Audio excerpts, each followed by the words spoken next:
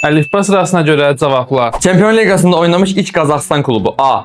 Astana, Türkiyə millisinin ən çox qol vuran ikinci futbolçusu B. Burak Yılmaz, Oyunlara xüsusi kask ilə çıxan Premier Liqin əfsanə qapıçısı C. Petr Cech, Real Madrid tarixinin 4-cü ən çox qol vuran futbolçusu D. Keçdi. Ballon d'Or qalibi olmuş ilk Portuqaliyalı futbolçu E. Eusebio, Como klubun baş məşqçisi F. Fabregas, San Siro stadionun digər adı C.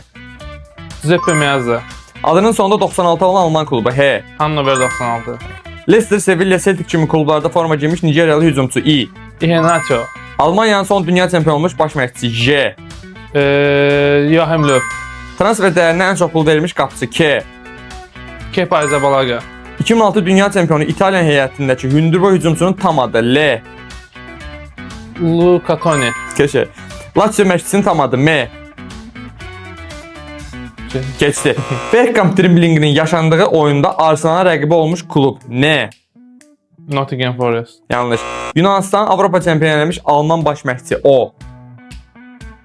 Keçdi. Qarabağın Çempionlar Liqasındakı ilk qolunun müəllifi P. Pedro Henrique, 2022-ci ildə Dünya Kubokunun keçirildiyi ölkə Q. Qatar, Logosunda canavarlar olan paytaxt təmsilçisi Avropa klubu R.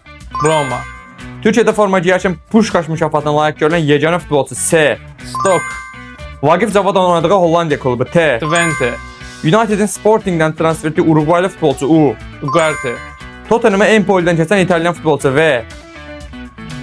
Van der Nese, Yanlış. Tottenham'in keçmiş stadionunun adı W. Wembley değil, Yanlış.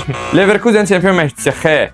Xabi Alonso, Guardiola onun rənginə görə oynatmadığını iddia edən Afrikalı futbolçu G. Yaya Toure, Sankt-Peterburg şəhərini təmsil edən klub Z. Zenit. Mən hamısını tapa bilmədim. Mənim bilmədiklərimi sən rəylərdə yaz. Bizi bütün sosial şəbəkələrdə izləməyi unutma.